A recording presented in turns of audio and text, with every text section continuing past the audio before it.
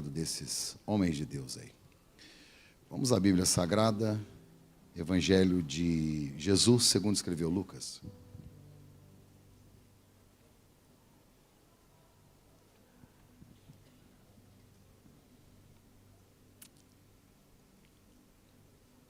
Evangelho de Jesus, segundo escreveu Lucas, nós vamos ler no capítulo 15, vamos ler 2 versos, 8 e 9.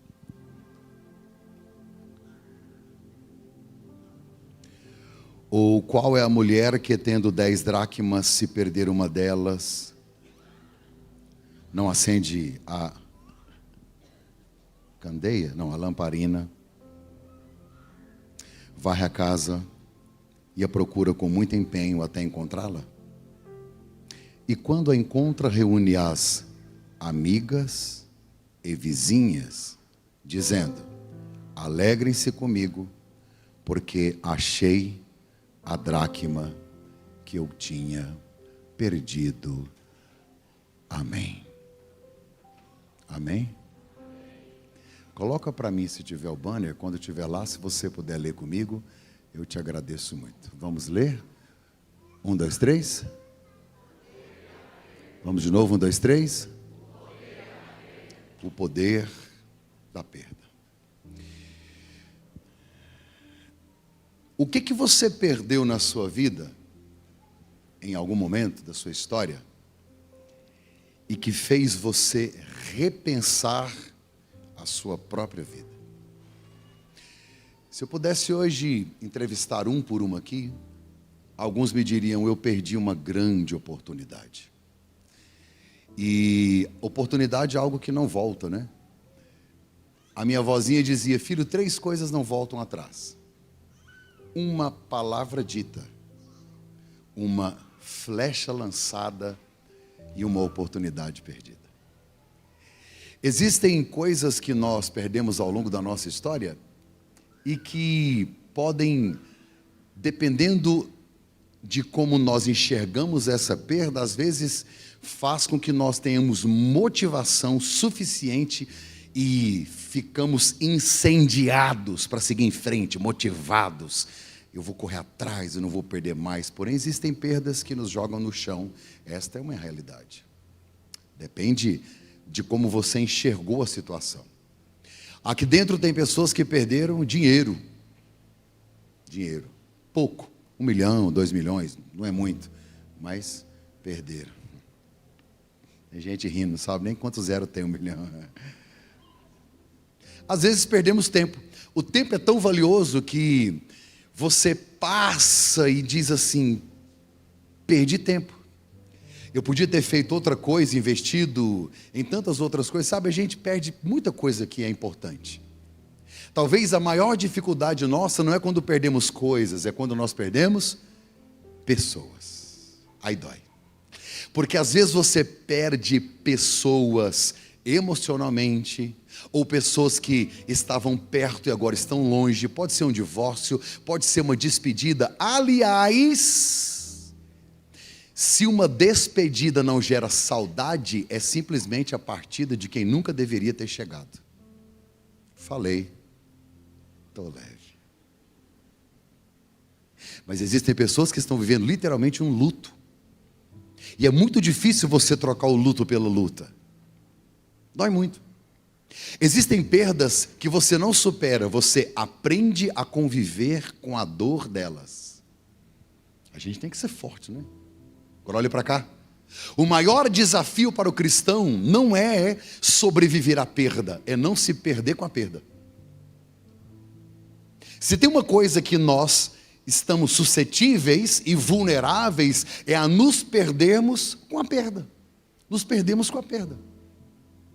Porque você há de convir comigo que, dependendo da sua intensidade de investimento naquilo, e pode ser fisicamente, emocionalmente, financeiramente, quando perde, às vezes o choque é tão grande, a decepção é tão grande, que a gente se perde junto com a perda. Então existem pessoas aqui dentro hoje na igreja em Rio Verde. Nós estamos em 2026 e você está vivendo em 2021, 2020, 2014. Você nunca viveu um ano novo.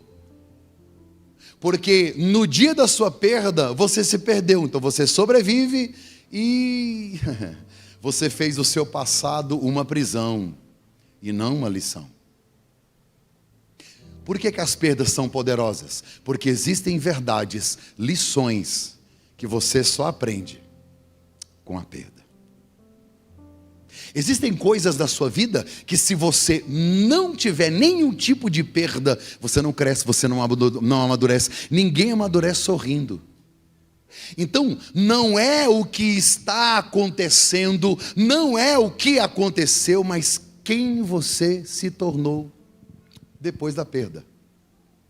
Porque perdas ou amadurecem ou apodrecem. Aí é uma questão de decisão. Olhe para mim. Deixa eu te dar uma notícia terrível para um domingo à noite. A vida tem mais perdas do que ganhos. Sabe quando é que você começou a perder? O dia que você nasceu. A célula já começa morrendo, você já começa a envelhecer nesse dia. E eu e você, tem uma galera aqui que já tem 40 a mais daqui, eu estou vendo. É mais complicado, porque a lei da gravidade pega a gente. Você olha no espelho, você não tem bíceps, você não tem tríceps, você tem pânceps. Os peitos estão em cima da barriga, a barriga em cima da perna, vai tudo caindo. Esse dia eu olhei no espelho, eu estava de cueca, eu falei, sai desse corpo, ele não te pertence. Agradeci a minha esposa, ela é uma guerreira. Esse tipo de perda não nos afeta. Às vezes você perde um dinheiro, você pensa assim, cara, vou vacilar mais não, agora eu vou ganhar mais. O problema não é perder. Você vai perder em algum momento.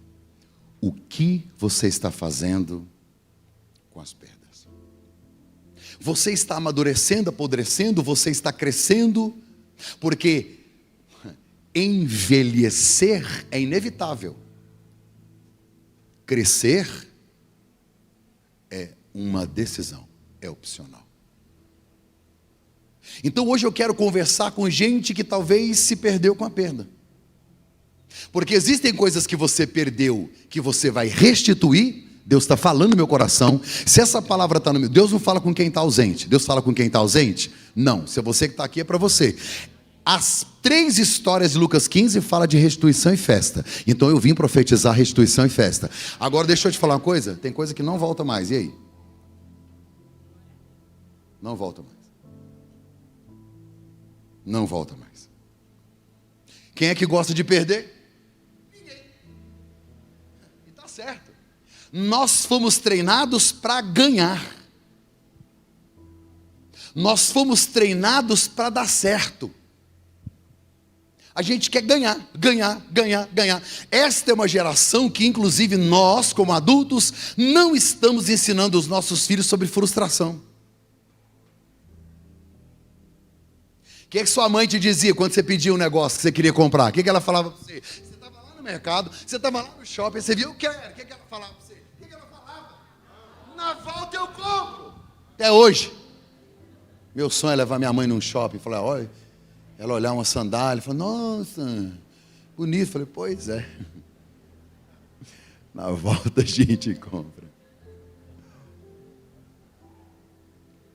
Sabe, a gente era frustrado. Parece que hoje a gente quer evitar a frustração. E aí a vida vem com força, né, gente? Alguém aqui planejou casar e dar errado? Não. Mas deu, né? Às vezes deu. Alguém aqui planejou, vou abrir uma empresa e vai... Não, ninguém planeja isso. As perdas, elas são inevitáveis. Não tem como. Então, não é se vai ter perda ou não, é o que você vai fazer com isso. Qual a decisão você vai tomar com relação a isso? Existem lições que nós só vamos aprender com as perdas. Agora olhe para cá. Esta é uma geração que tem muita dificuldade de reconhecer que perdeu, que não está bem, que não está indo bem. A gente é orgulhoso. Quer ver uma coisa que a gente mecanizou? E aí, como é que você está? Bom, e você? Bom também. E não está. Você sabe que não está. Mas por que você fala que está bem? Porque você não quer estender, você não quer falar, você não quer conversar. É melhor ignorar. Não, tá bem, tá bem, tá bem. Essa é uma geração editada. Essa é uma geração que está tudo bem na rede social. Está tudo lindo. Então você não pode estar mal, porque está todo mundo bem. Aí você compara o seu pior com o melhor das pessoas. Compara a sua essência com a aparência das pessoas. E a comparação é a mãe da frustração. As pessoas estão tão romantizando o divórcio, romantizando uma perda, que aí você entra na internet, tá lá uma foto preto e branco, e aí o texto é incrível. A gente se ama, maravilhoso, nós somos amigos, nós temos... E aí você fala, caraca, eles se amam. No final eu falei, a gente separou. Uai. Entende? Ninguém quer reconhecer, tipo assim, gente, peraí, tá ruim? Não tá legal não, tô perdendo aqui, tô perdendo. Sabe, abrir os olhos e enxergar a realidade. Esta é uma geração que se acha, mas nunca se encontra. Isso é sério. Pastor, e a perda? Por que ela é poderosa? A perda tem o poder de fazer você se encontrar. No texto que eu li, que está em Lucas 15, tem uma parábola, que é uma história que é do filho pródigo. Diz que depois que ele perdeu tudo, a Bíblia diz, e caindo em si, opa, ele se achou, ó. Quando é que ele se achou? Quando ele perdeu.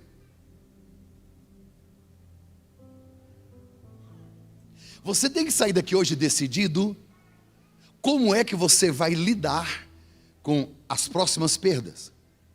Toda perda é pedagógica. Se você ler Lucas capítulo 15, você não encontra 3 parábolas. Você não encontra 3 parábolas. Você não encontra 3 parábolas. Você tem 3 histórias, mas a parábola é uma só. Está escrito no texto, capítulo 15, verso 3. E Jesus contou-lhes esta, singular, esta parábola. E aí ele conta que um pastor tinha 100 ovelhas e perdeu uma. Aí ele conta que a mulher tinha 10 dracmas e perdeu uma. Aí ele conta que um pai tinha 2 filhos e perdeu um. A história é uma só. É a mesma parábola. Porque são 3 coisas perdidas, 3 coisas achadas e 3 festas. E a ideia é a mesma coisa, celebrar o que você encontrou, o que você achou, o que você tinha perdido e você conseguiu resgatar. Então a lógica é a mesma, tudo se perde, tudo é encontrado e tem festa. E há uma progressão maravilhosa, porque se o pastor tem 100 ovelhas e perde uma, ele perdeu 1%. Sim ou não? 100, perdeu 1 de 100... É 100%? É 1%? Rio Verde. 1 de 100 é quantos por cento? 1%. O texto que eu li, a mulher tinha 10 moedas e perdeu uma. Se você tem 10 e perde 1, você perdeu 10%. Tem gente que está assim, mas é isso mesmo. Está tudo certo. Essa parte é a mais difícil de entender, que o pai tinha 2 e perdeu 1. Perdeu quantos por cento? Ah, tá, que bom. Então, olha a progressão, 1%, 10%, 50%. O que Deus está me dizendo? Não importa quanto você perdeu. Para Deus nada é impossível. Quem sabe você está como Jó, perdeu foi tudo. Deus nos textos está me dizendo, perdeu 1%, 10%, 50%, eu tenho o poder de restituir na sua vida. E o final é festa, é celebração do milagre de Deus na sua casa. Isso é muito especial. Quer ver que é uma parábola só? Quer ver? Presta atenção. A Bíblia diz que o pastor perdeu a ovelha. Deixa eu te fazer uma pergunta. Ele perdeu a ovelha dentro de casa? Não dá nem para perder. Como é que você perde a ovelha? Cadê minha ovelha? Ela dentro de casa. Que bicho daquele tamanho? Não dá. Ele perdeu aonde? E a mulher, ela perdeu a moeda fora de casa? Não, foi dentro de casa. Agora, a ovelha que está lá fora de casa, ela sabe que está perdida? Ela sabe que está perdida? O que você acha? Sabe. Ela não vê o pastor, não ouve a voz do pastor, ela não vê as amigas. Amiga, cadê você? Está lá, sozinha, abandonada. Agora, ela não sabe voltar. Por isso que o pastor vai atrás.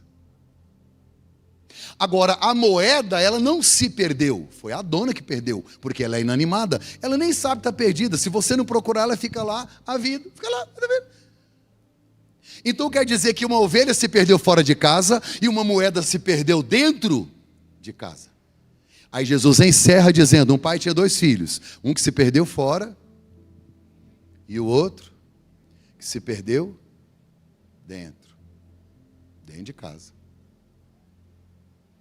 E o que está perdido fora está no chiqueiro dizendo, eu preciso voltar, eu preciso voltar, eu preciso voltar. O que está dentro de casa dizendo, eu sou bom, eu faço o melhor que eu posso, eu trabalho, eu sirvo, o senhor não me dá nada. Ele não sabe que está perdido, não. A pior perda é aquela que você não reconhece. A pior perda talvez seja eu me perder dentro da igreja, eu me perder no ministério, perder valores em casa, no casamento, na empresa, perder dentro. Porque quando perde fora, você se assusta, você vai atrás, mas quem perde dentro, às vezes se acomoda. Quantas vezes eu preguei sangrando, porque estava com problema com os meus filhos, ou com dificuldade no relacionamento, ou com problema financeiro, mas ninguém sabe. Porque tem coisa que a gente não sabe, você não sabe 10% que as pessoas vivem. Essa é a perda mais perigosa, é quando a gente perde dentro. Tem pessoas que perderam coisas preciosas sem sair da igreja, sem se divorciar, sem sair da empresa, sem sair do ministério. Esta perda é a pior que tem, porque a gente vai mantendo reputação e escondendo a essência. A ovelha sabe que está perdida. Ela não sabe voltar, aí o pastor vai atrás. A moeda não sabe, está lá, e a mulher fala, não, eu vou procurar, porque se eu não for procurar, ela vai ficar lá, ué. E o filho? O pai saiu de casa para ir atrás dele? O pai saiu de casa, sim ou não? Não, por quê? Porque o filho sabe voltar. Ele conhece o caminho de casa. Existem coisas que Deus não vai fazer por você. Não vai fazer por você. A Bíblia diz que essa mulher tinha moedas e ela perdeu uma.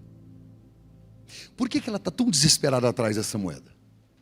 Sabe, não era o valor monetário. Não era só isso. Para você ter uma ideia, essa é a cultura dos hebreus. Quando uma moça, uma jovem iria se casar, o pai dela fazia para ela diadema que chama? Tiara. Tiara é? Como é que chama, gente? Eu não entendo não sou mulher não. Hã? Tiara, diadema. E eu também ponho o nome que eu quiser, né? A mensagem é minha, tanto faz. Amarrava uma linha com moeda na cabeça e acabou, eu falo o que eu quiser. Para quê? Existem propósitos nisso. Primeiro é como se fosse um dote. Quando ela ia se apresentar ao marido, ela vinha de véu. A primeira coisa que o marido, o noivo, olhava e via na noiva, não era o rosto, era a diadema. Então, quando ele olhava para ela, que tinha um presente do pai, o que ele pensava quando ele olhava para ela, antes de ver o rosto? Ela tem pai. Então é melhor não bater nela não, que esse trem vai dar ruim demais. Ela tem pai. Ela não é qualquer uma. Eu preciso cuidar, eu preciso amar, eu preciso respeitar, porque ela tem identidade. Ela tem filiação, ela tem paternidade. E acontecia às vezes de o marido desta jovem ir para a guerra, morrer, ir trabalhar e sofrer um acidente, até que ela pudesse voltar à casa dos pais, até que ela pudesse resolver a sua vida, ela tinha 10 moedas como garantia de segurança para poder sobreviver, porque as mulheres não trabalhavam naquela época. Então preste atenção que aquilo não é só dinheiro, fala de identidade, de valor emocional, fala de previdência, fala de segurança, é muito importante. E quem deu para ela foi ela perdeu uma e podia ter pensado, eu tenho 9, mas ela quer honrar o pai. O que você tem feito com o que o pai te deu? Ah, pastor, eu tenho 9. Para ela não, tem que ser 10. Porque 10 na Bíblia é completude. 10 mandamentos. A lei era completa. 10 pragas, porque o juízo era completo. 10 fala disso. Ou você acha que é aleatório ela ter 10 moedas? Não, é 10 porque é aleatório, mas resolveu dar 10. Não, todas ganhavam 10. Então não interessa se ela tem 9. Deixa eu te fazer uma pergunta. Qual moeda que vale mais? A que ela perdeu ou a que ficou em casa? Qual vale mais? Qual vale mais? Todas. Porque o fato de se perder não significa que vale menos. Você concorda comigo? O filho que perdeu fora de casa, ele era mais importante do que o que estava em casa? A ovelha que se perdeu era importante? Se não fosse, o pastor não tinha largado 99. Estar perdido não significa estar sem valor. Eu posso chocar você? Deixa eu escandalizar você. Você sair daqui surtado. Você vai sair daqui com a cabeça ficar assim. Zzz.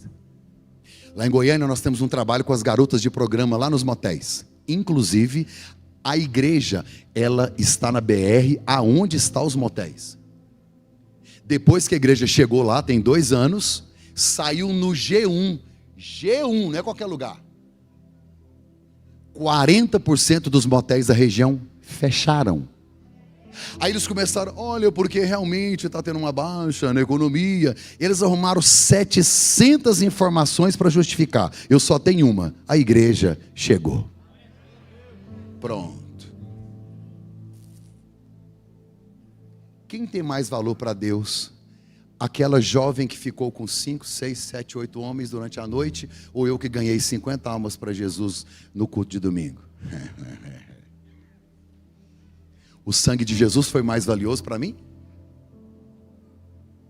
Nós olhamos com outros olhos. Nós não conseguimos olhar com o olhar da graça. Está perdido. Para Deus tem o mesmo valor. O sangue foi um só. Se nós tivéssemos essa perspectiva, nós daríamos muito mais valor às coisas que perdemos. Pastor, estou chocado. Que bom. Essa é a perspectiva do Evangelho. Ninguém é melhor que ninguém. Sabe quem que se acha melhor? O fariseu que bate no peito e diz assim: Eu não sou igual a esse pecador aí não. Eu oro, eu jejum, eu dizimo. Sabe, eu olho para essas histórias e eu aprendo coisas tão extraordinárias. Eu queria compartilhar com você aqui, em pelo menos mais 20 minutos, algumas lições que eu aprendo aqui. Coloca para mim no telão a primeira verdade que eu aprendo aqui. Olha comigo, vamos lá. Vamos ler? 1, 2, 3. Reconheça.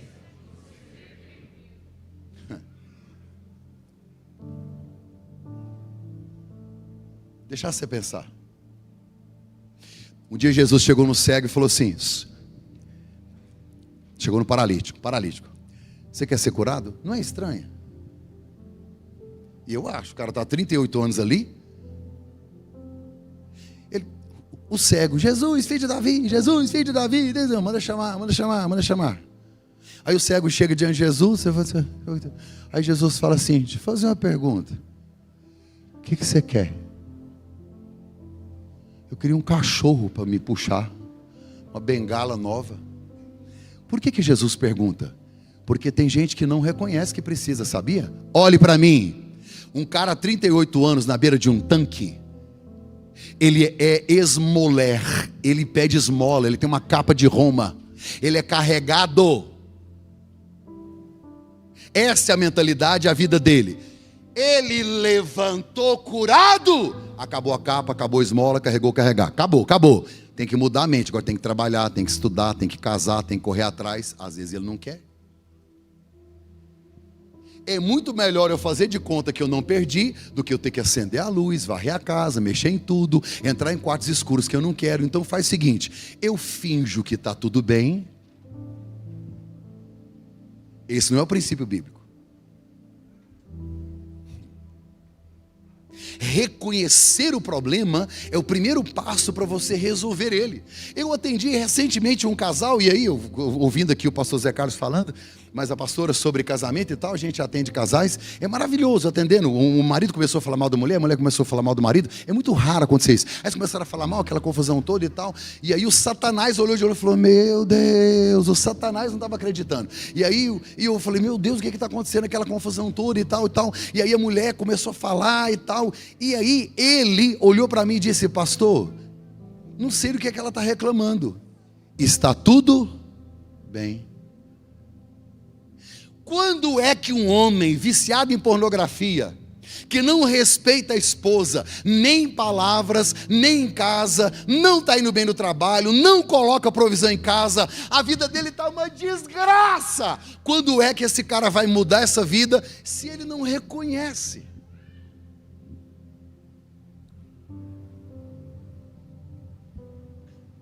Gente, eu preciso reconhecer.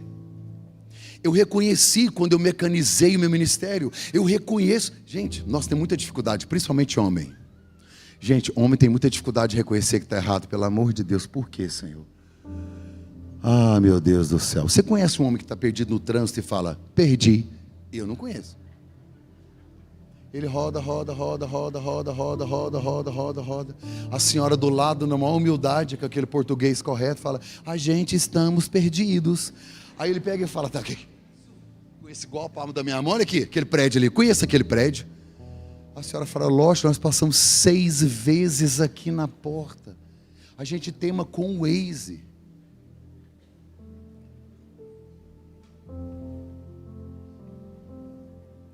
Para esta mulher não é apenas uma prata, não é uma moeda, é muito mais do que isso. Porque foi o pai que deu, não é só patrimônio, é segurança, é identidade, é filiação, é honra, é história. Tem gente que, você já ouviu, a sua mãe já falou isso, né? A gente falava muito isso, os antigos falavam assim, a gente só dá valor depois que perde. Você sabe qual que é a maior dor? Não é a dor da perda, é a dor do remorso. Você quer anotar uma frase para você guardar para o resto da sua vida? Os mortos recebem mais flores que os vivos, porque o remorso é mais forte que a gratidão.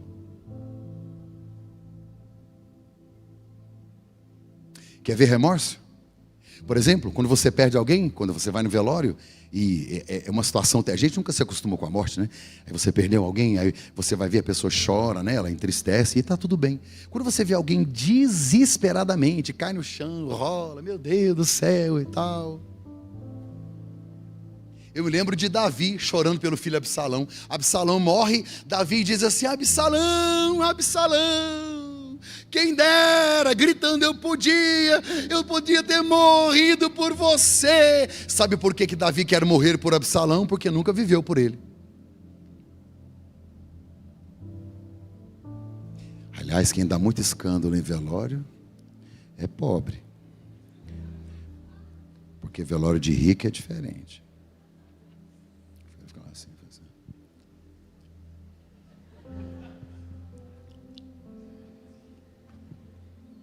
E o de pobre? Não vou imitar não, que você está rindo porque você já foi num desse, né? Eu fui num que o caixão estava lá embaixo assim, a irmã começou a gritar, Zé, puxando o cabelo, me leva com você, me leva. Ela escorregou e caiu. Primeira frase dela, me tira daqui. Quer ir nada, velho.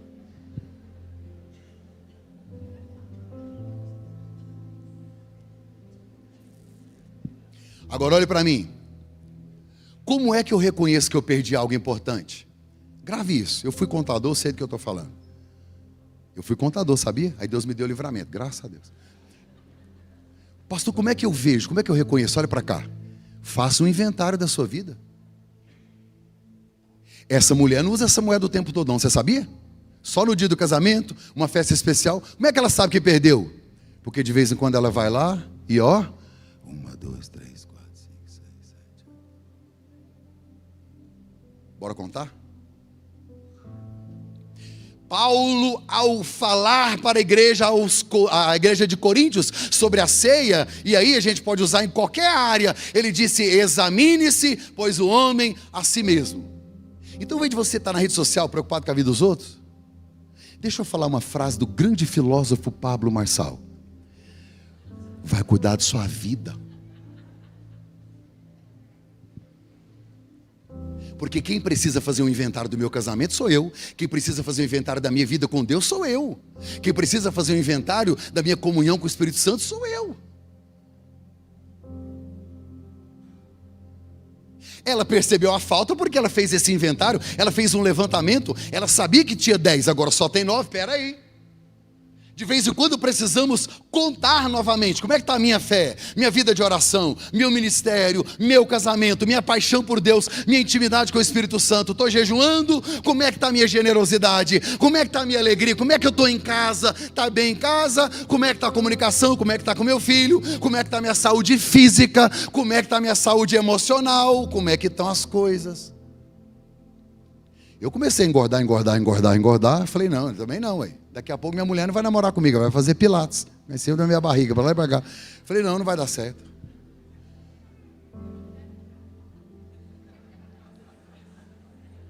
Tem gente que escandalizar. Tô nem aí. Eu falei, vou tomar Monjaro. Tomei 5 meses. Sabe quanto que eu perdi? 12 mil.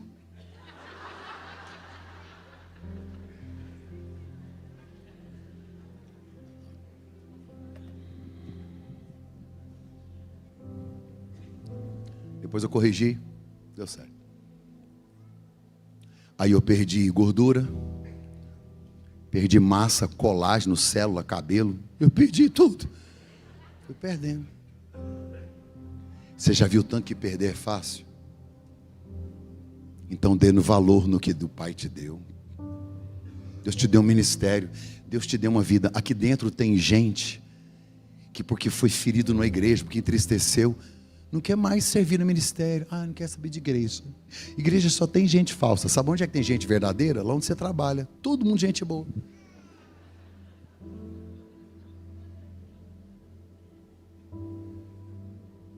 Você sabia que lá no seu trabalho tem um grupo fora do grupo? Você não está nesse grupo, fora do grupo? Adivinha de quem que você está falando?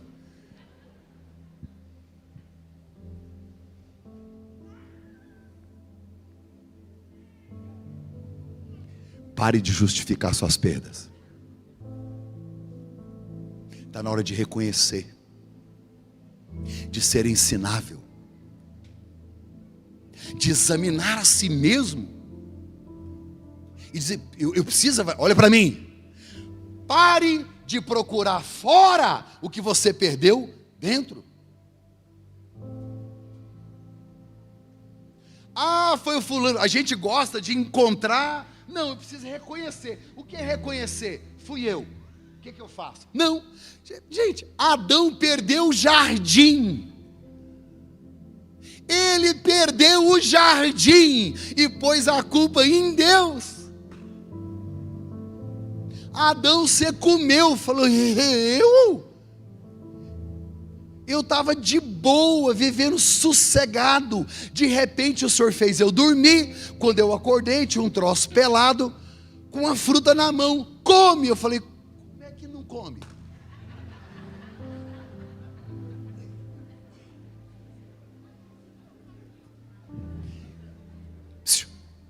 Ele perdeu o jardim e pôs a culpa em Deus. Foi a mulher que o Senhor me deu, pôs a culpa no outro. Para. Sabe como é que chama isso? Autorresponsabilidade. Olhe para mim, ela perdeu 10 moedas, sim ou não? Ela perdeu 10. Ela perdeu. Você acha que sua vida espiritual esfria da noite para o dia? Não, é um pouquinho. Divórcio não é da noite para o dia. Uma empresa não quebra da noite para o dia. Você não se esfria da noite para o dia. É um processo. Por isso que ela disse, eu perdi uma, para tudo. Vamos parar, peraí. Porque senão eu vou perder mais. Deus é tão bom que Ele está alertando alguém aqui hoje. Será que não está na hora de fazer uma autoanálise? Sabe, ninguém abandona a fé do nada. O cara está aqui na igreja falando em línguas, the off, the power, tal. Aí amanhã cadê ele? Não, está na pecuária. Tomando Heineken, está lá na pecuária lá. Fazendo festa. Não, não é assim. Toda grande perda começa com pequenas perdas ignoradas.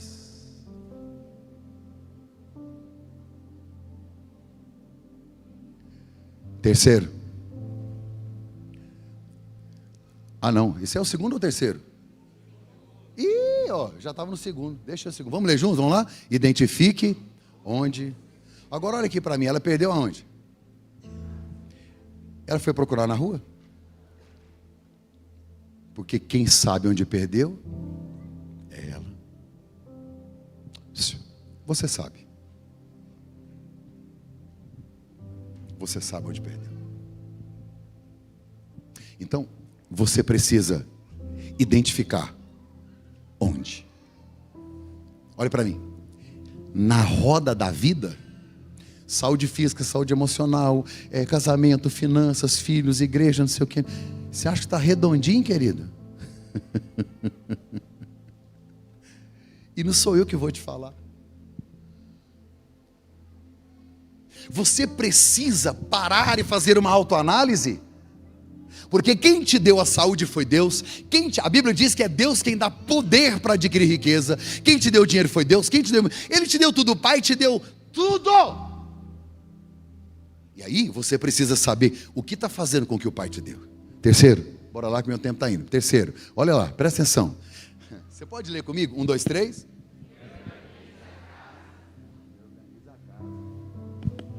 A mulher, ela perdeu uma moeda, certo? Porque o que ela quer fazer quando ela começa a acender a luz, que ela começa a varrer? O que ela quer? O que ela quer? Achar a moeda.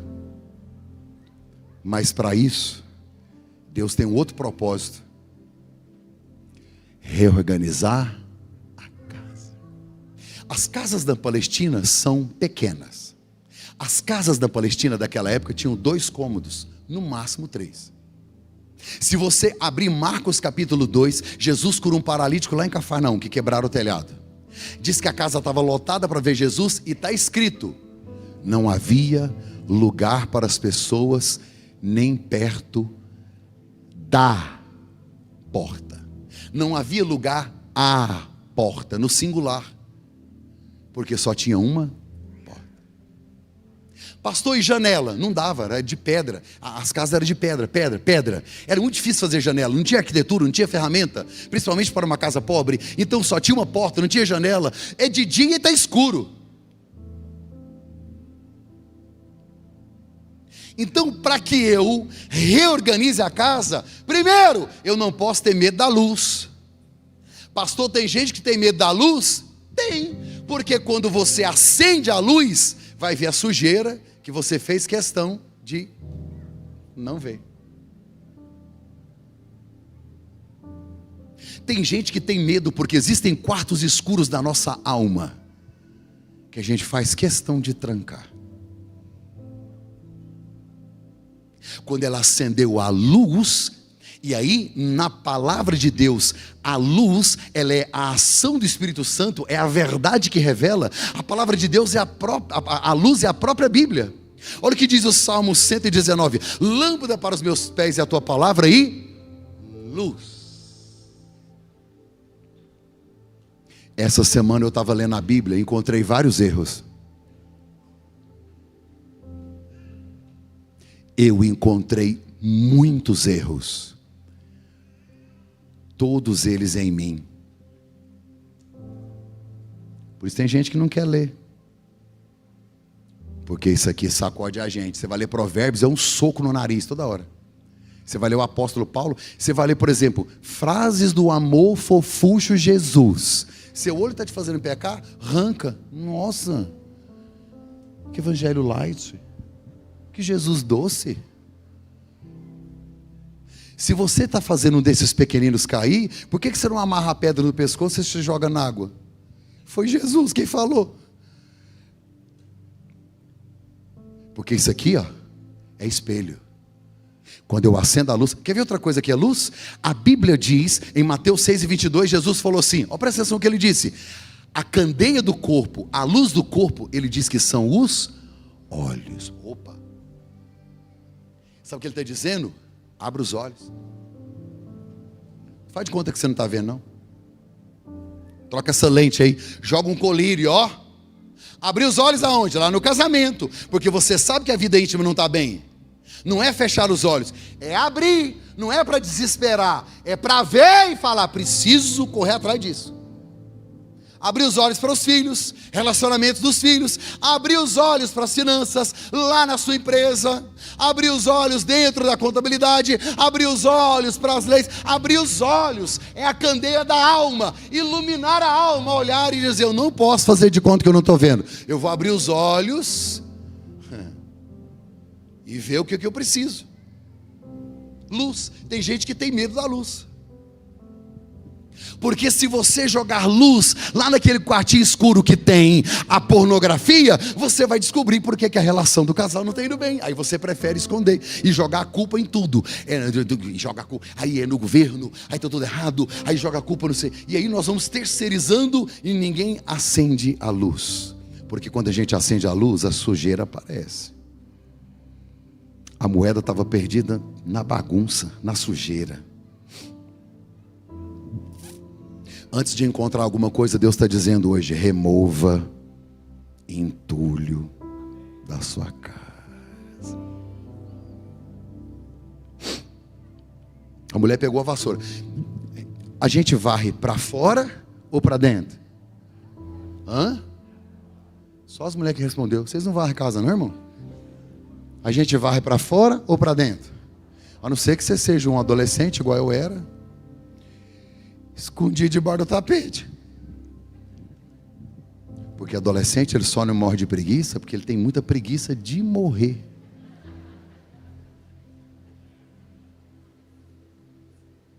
Um adolescente que limpa a casa, ele farmou a aura. Ó. Feríssimo.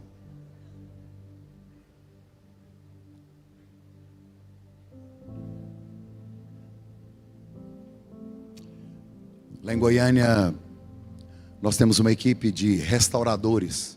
A gente chama de Neemias. O ministério chama Restauração. São 40 homens que todos os sábados vão para a casa dos servos, os voluntários da igreja. Trocam um chuveiro, arrumam uma porta, arrumam uma fechadura. Aquelas irmãs que estão lá na igreja, que às vezes não tem um marido, e os filhos ainda estão pequenos, e aí a gente vai, aí arruma um piso, arruma uma coisa. A gente faz isso todo final de semana. Eu tenho um container lotado de coisas só disso. Fio, cano, cabo, um monte de coisa e tal. Chegamos numa casa de uma irmã, ela disse, eu preciso de socorro lá em casa por causa do meu pai. Porque o pai dela é um acumulador. Nós retiramos 4 caçambas de lixo, não é do quintal, de dentro da casa. A equipe de intercessão foi, porque a gente sabe que tem muito de espiritual nisso, é um excesso, né? Aí as mulheres vieram fazendo uma limpeza mais fina, os homens uma limpeza mais forte, e aí limpou e pintou. Aí, final, casa pintada, limpa. Não, ficou um brinco. Quando trouxeram o homem de volta, ele parou na porta da casa, ele caiu de joelhos e chorava em desespero, porque levaram o lixo dele. A gente se acostuma com algumas coisas que estão no escuro. Por isso que é preciso acender a luz. A gente se acostuma e começa a ter pecados de estimação, vícios de estimação. Sabe, eu sei que essa é uma palavra pastoral e de confronto, mas é tão necessário, porque às vezes temos pecados tolerados, ressentimentos antigos, hábitos destrutivos, orgulho, falta de perdão.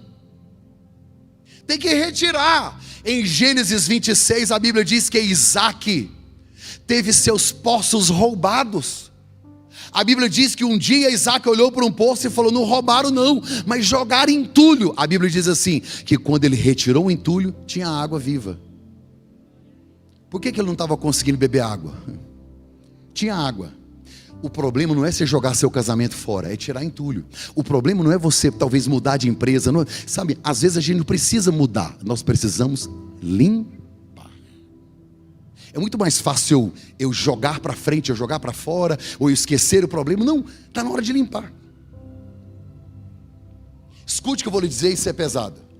Se você não tirar o lixo da sua casa hoje, chegará um dia que você vai tentar tirar a sua casa do lixo.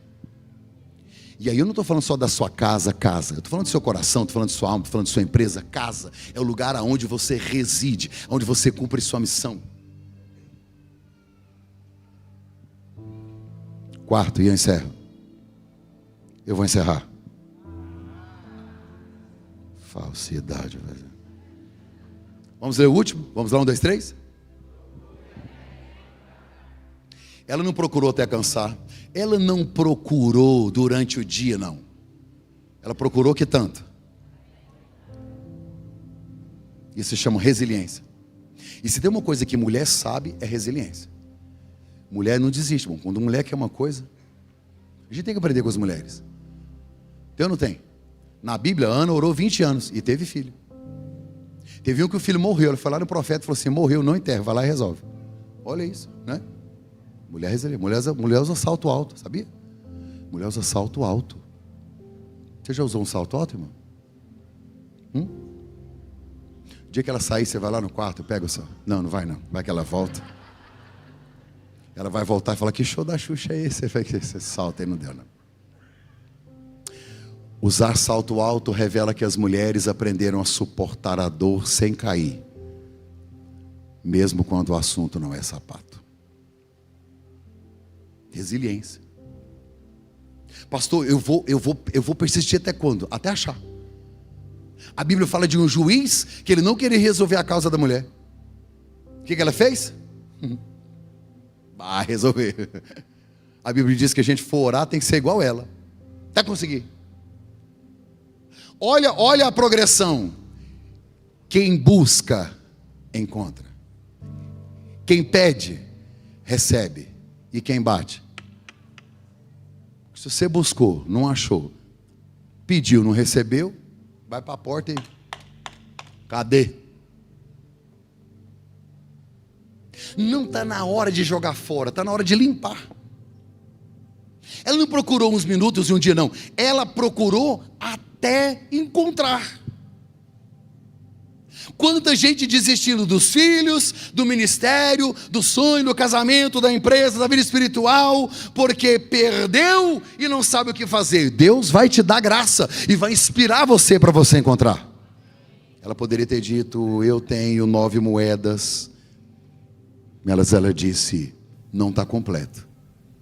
O pai me deu 10. O pai me deu 10. Quando ela achou a moeda, a Bíblia diz que ela chamou amigas e vizinhas. Tem uma ordem aí, né? Quem que ela chamou para ajudar a procurar? Quem que ela chamou para ajudar a procurar? Ninguém. Opa. Entendeu? Aí é contigo. Agora, se você quiser celebrar o milagre, aí tem uma ordem de prioridade. Você não vai primeiro nas vizinhas. Primeiro você chama amigas. Porque existe uma diferença tão grande entre amigas e vizinhas. A vizinha pode até participar, mas em primeiro lugar vem as amigas. Vamos fazer uma festa. Vamos celebrar. Deus ama a celebração. Para ela é tão precioso. Imagina que ela chamou todo mundo e disse: e gente, meu diadema está completo. Alguém vai falar: tá, mas o dia que você casou estava lá, estava completo. Não, vocês têm que saber de uma coisa. Não é que eu perdi? E aí eu fui atrás. Ela vai contar o milagre. Tem gente que não precisa ir para sua casa para resolver seus problemas. O tempo do casulo é o segredo da borboleta.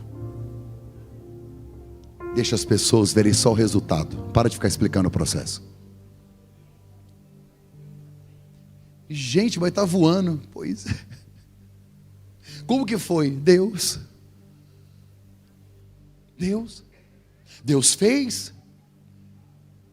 Porque se aqui tem 3 histórias com perdas, tem 3 recuperações, tem 3 restituições. E no final tem 3? Tem 3 festas. A data da sua festa está marcada. Existem perdas que vão fazer você se encontrar. O que você vai fazer com as suas perdas? O que você vai fazer com o que você perdeu? A sua vida com Deus, a sua comunhão, a sua intimidade, a sua paixão, a alegria da salvação. Davi, a única oração dele falou: Senhor, o Senhor pode retirar de mim o império, tudo, mas não tira de mim a alegria da salvação, não tira de mim o teu espírito, não. Olha, ele não abre mão de Deus, ele perde tudo, mas não perde Deus. Você tem que reconhecer que você perdeu, acender a luz, limpar a casa, procurar, celebrar. Sabe o que essa perda gerou? Olha o tanto que é poderosa a perda. Gerou consciência, luz, limpeza, organização, diligência, restituição, comunhão, celebração. Coloca o verso final para mim. Quer saber como é que ela encerra essa parábola? Presta atenção.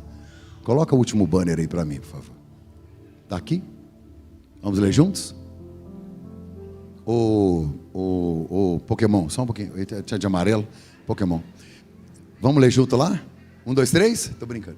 Eu afirmo a vocês que a mesma alegria existe diante dos anjos de Deus por um pecador que se arrepende. A Bíblia diz que Deus então ele está celebrando o que foi encontrado.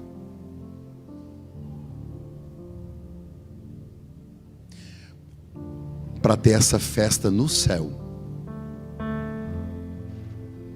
você precisa também fazer uma festa aqui. Você vai procurar?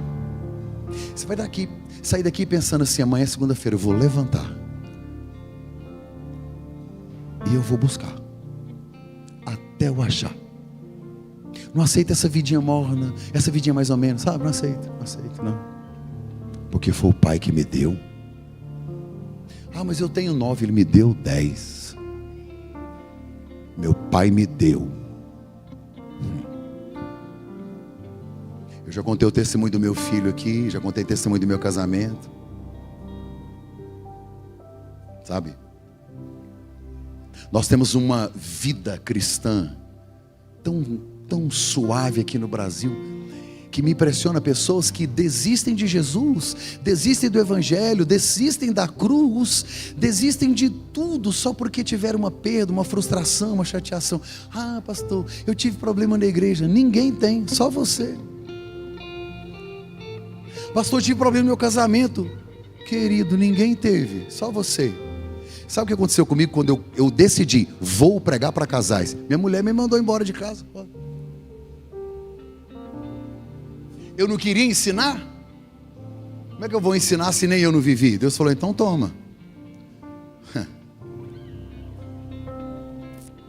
Semana retrasada eu estava no Egito. Alguém aqui já foi no Egito? Já foi no Egito? Gente, vocês nunca foram no Egito? Não tem nem como conversar com vocês.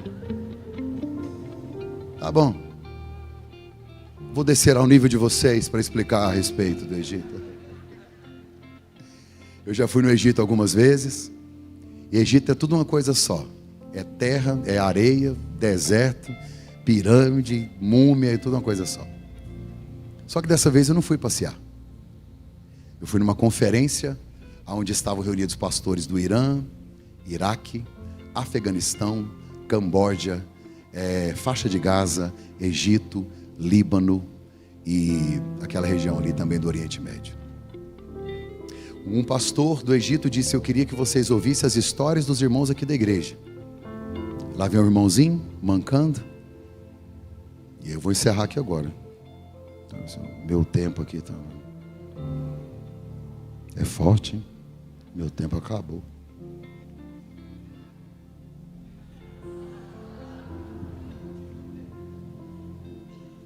Tá ouvindo aí, né?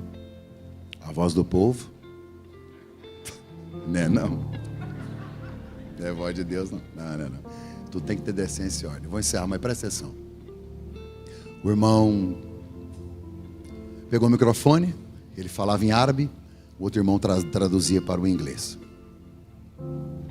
Este jovem, ele é professor da maior universidade do Egito.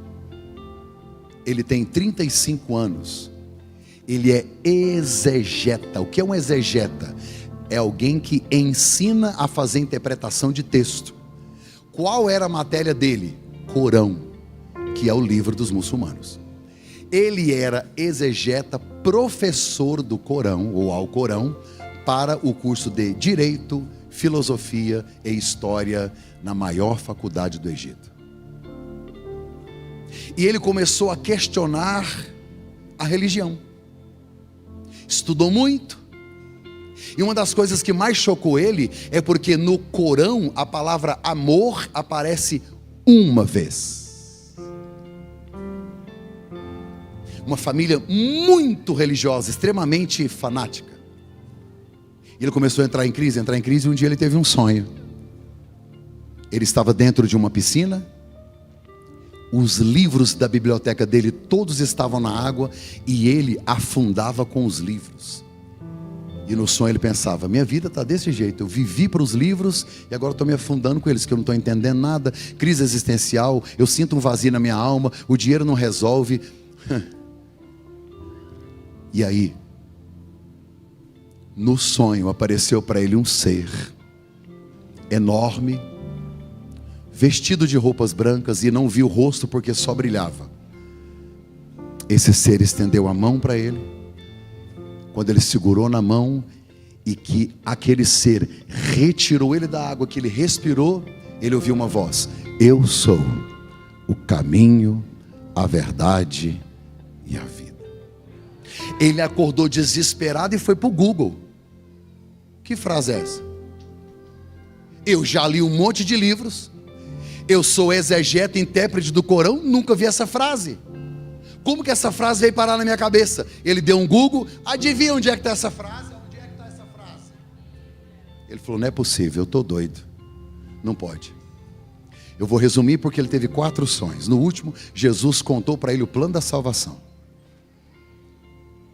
Ele ficou tão impactado,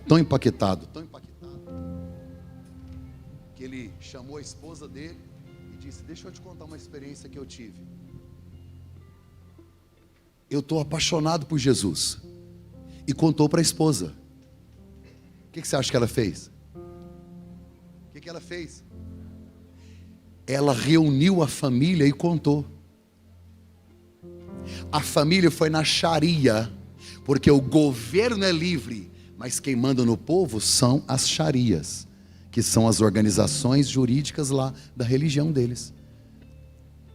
A família começou a persegui-lo e espancá-lo. Ela largou dele e ficou com o irmão dele. Expulsou ele de casa. Todas as vezes que ele tentava entrar, o irmão já estava lá com a esposa dele e uma filha de 6 anos.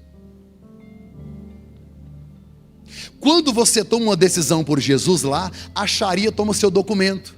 Ele era professor, agora ele é atendente numa cafeteria, porque ele é ilegal no país.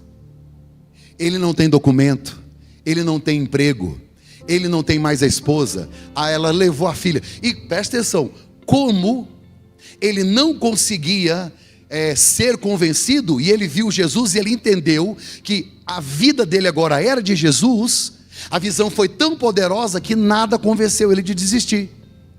Então sabe o que a mulher dele fez?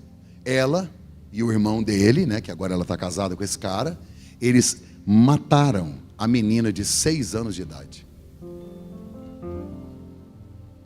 Este jovem foi à polícia, e a polícia não levou esta informação ao governo, às autoridades, levou para a família. Encontramos ele, lá vem a família gritando: morte aos infiéis. A polícia, para poder evitar que ele morresse na mão da família, espancou ele durante 1 ano dentro da prisão. Este jovem de 35 anos se apresentou na minha frente mancando, com os ossos quebrados, porque eles quebravam os braços dele e largavam ele lá, com um tampão no olho, porque apanhou bastante. Quando ele contou essa história trágica, ele terminou dizendo: eu perdi tudo, mas eu ganhei Jesus. Você perdeu o que mesmo?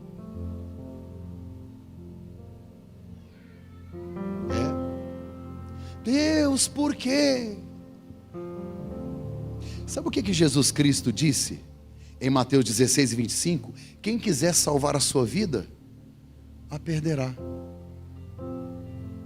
Mas quem perder a vida por minha causa, esse a achará. Deixa eu te falar uma coisa. Essa semana você vai procurar algumas coisas que se perderam. Tudo bem, mas olha para mim.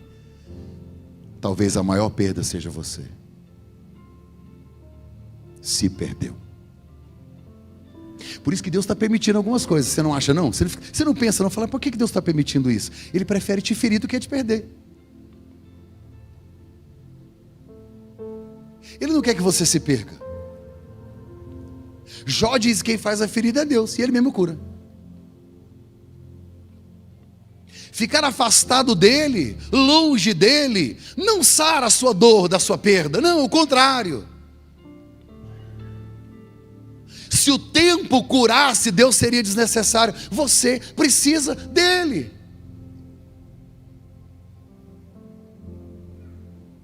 A moeda foi procurada. O pastor foi atrás da ovelha. O pai nunca saiu de casa. A porta está aberta, a festa está pronta, o vestido está lá e a sandália. E o pai está aqui. Porque a graça não te obriga, ela te convida. Quer vir? Porque pior do que perder o que você perdeu é se perder.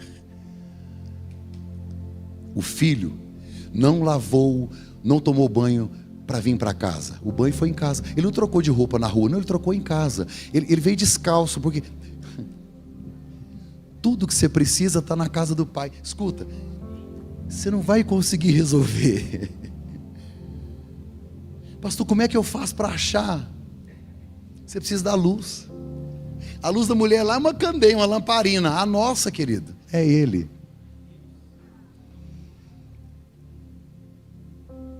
Eu queria que vocês se colocassem em pé, por favor. Eu vou encerrar porque eu quero ir jantar. E eu vou voltar para Goiânia agora. Posso pedir uma coisa? Faça como eu, aqui ó, mãozinha no coração. Fecha os olhos. Espírito de Deus, nós entendemos que pior do que perder coisas, do que perder valores, talvez é nos perdermos do Senhor. Nós somos filhos, e mesmo aqueles que estão fora continuam sendo filhos, e a graça nos convida hoje a voltar para os braços do Pai, porque quando eu me encontrar, as outras coisas também serão encontradas.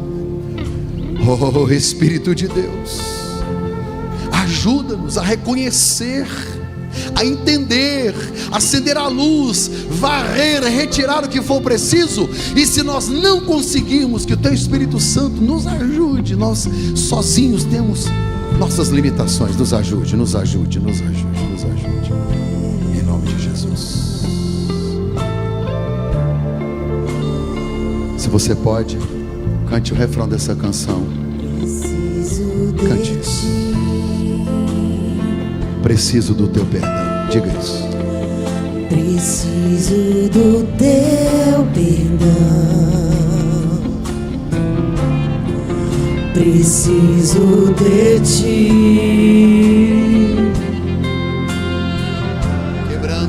quebranta meu coração. Como a corça anseia por águas, assim tenho sede. Como terra seca, assim é minha alma, preciso de ti.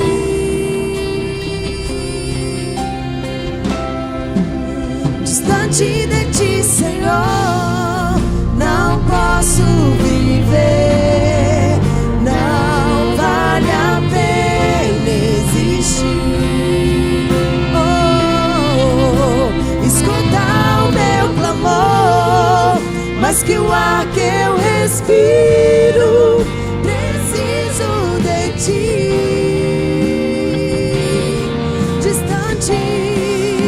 Distante de ti, Senhor, não posso viver, não vale a pena existir.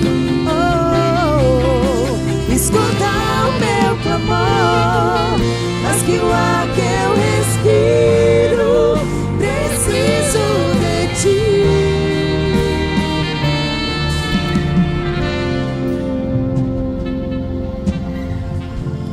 Hoje, não vou te convidar para aceitar Jesus, é saber se Ele vai aceitar você, né? Vou te dar uma oportunidade agora. Primeiro, de começar uma jornada com Ele. Segundo, alguns precisam recomeçar essa jornada com Ele. Pior do que perder tudo que você acha que perdeu é estar perdido. E se alguém quiser ganhar a vida, você precisa colocar esta vida nas mãos de Jesus. Se você está aqui e nunca tomou essa decisão, vai ser a sua primeira vez. Você vai fazer isso agora, antes que seja tarde. Faz agora, sabe? Quem me confessa diante dos homens, eu confessarei diante do Pai, diz Jesus. E você? Pastor, eu não sei, eu não quero mexer com igreja. Igreja, não estou falando de igreja, não estou falando da família, estou falando de Jesus. Estou falando da casa do Pai. Pastor, eu não perdi não, perdi foi tudo. Ele vai te dar um diadema novo com as 10, completinho assim, escrito assim: filha amada, filho amado. Então eu vou contar até 3. E você que vai ser ousado em tomar essa decisão, você vai dar um sinal com a sua mão quando eu disser 3. 1. Hoje é a melhor decisão que você vai tomar na sua vida. 2. Não resista à voz do Espírito Santo. Está vendo ele chamando? Está queimando aí, é ele. 3. Agora é hora de você mudar a sua história. Cadê você? Dê um sinal com a sua mão. Deus abençoe. Mais alguém? Deus abençoe. Tem mais alguém de cá? Ali? Deus abençoe. Deus abençoe. Aqui tem alguém? Aqui atrás? Cadê você? Tem alguém aqui? Tem mais alguém? Deus abençoe. Você entendeu, filho? É isso aí. Deus abençoe. Mais alguém? Aqui de cá tem alguém? Você que deu um sinal, vem cá, deixa eu orar por você. Carinhosamente eu te peço, não se constranja não, pode vir. Alguém da igreja vai te ajudar e nós vamos orar por você. Vem cá, vem aqui na frente, isso. Você, vem de cá, isso, vem cá. Eu vi um casal, vem cá, deixa eu orar por você. Fique à vontade, você está na casa do Pai, vem cá, vem aqui. Pastor Ocimar, pastor da igreja, por favor, vem cá, pastor.